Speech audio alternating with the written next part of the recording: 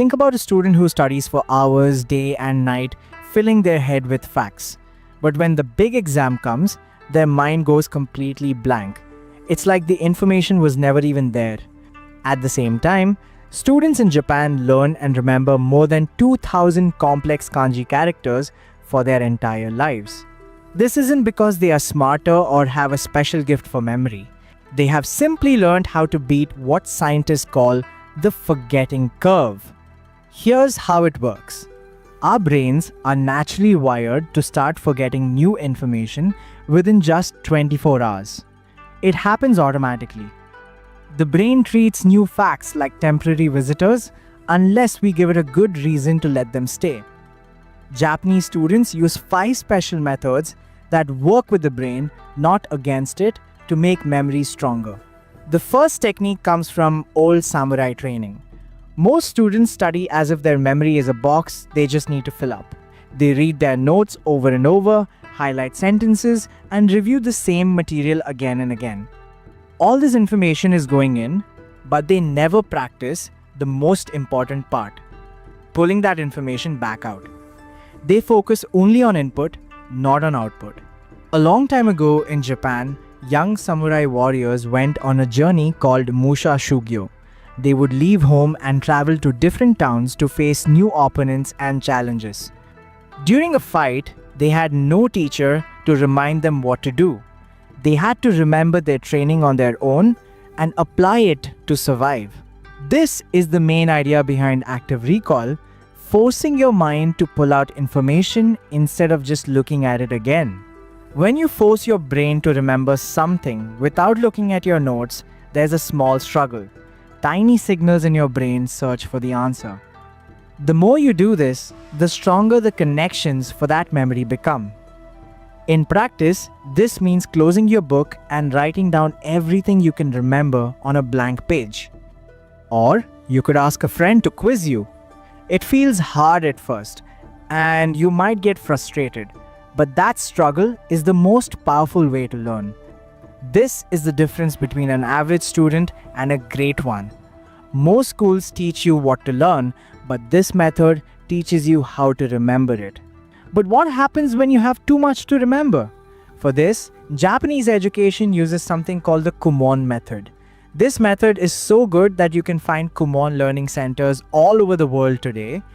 The idea is simple. Learn in very small, easy steps.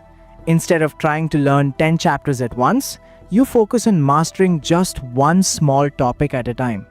Students at Kumon often start at a very easy level. Then, the challenge slowly increases, just a little bit each day. This prevents the mind from getting overwhelmed, and the things you learn really stick. This is why students who use the Kumon method remember things for a long time and understand them well. Think of it like this. If you improve by just 1% every day, you'll be 37 times better after a year. The Kumon method uses this same idea of small wins to achieve big results. It requires patience. It might take a full week to finish one chapter by focusing on one topic a day. But what you learn in that week will be remembered for years, not just for days. Now, even after you learn something in small steps, a new problem comes up. If you never look at that information again, the memory will slowly fade away, like an old photograph losing its color. Japanese students solve this with a technique that works like gardening. You wouldn't give a plant a whole bucket of water at once. A plant needs a little bit of water every few days. Memory is the same way. It needs small reminders at the right times. Scientists call this spaced repetition. Here's how to do it. Review what you learned today for 5 minutes before you go to sleep. Then review it again after 3 days. Then look at it again after 1 week, and finally after 1 month. Every time you review something after a break, the memory gets stronger and harder to forget.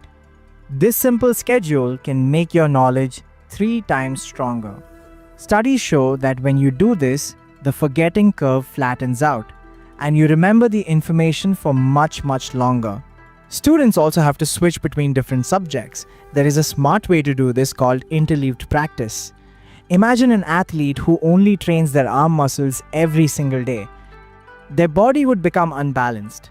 But if they mix in running, push-ups, and squats, their whole body gets strong. Studying works the same way. Now, this is different from multitasking, which is trying to do two things at once, like studying while scrolling on your phone. Interleaving means you study one thing at a time, but you switch subjects in short blocks. For example, you could study math for 25 minutes, then switch to physics for 25 minutes, and then read history for 25 minutes. When you do this, your brain gets better at switching gears and remembering information in different situations.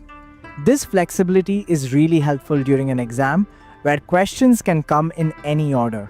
The fifth and final technique is maybe the most powerful. It comes from the Japanese tradition of the sensei or teacher. The idea is that whatever you learn, you should teach it to someone else. This isn't just about sharing knowledge.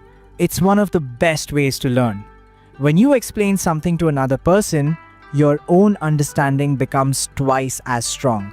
Think about it. A teacher can explain a formula without even thinking because they have taught it so many times. Scientists have a name for this. They call it the protege effect. When you get ready to teach something, you naturally organize the ideas and simplify them. In that process, the information becomes locked in your own mind.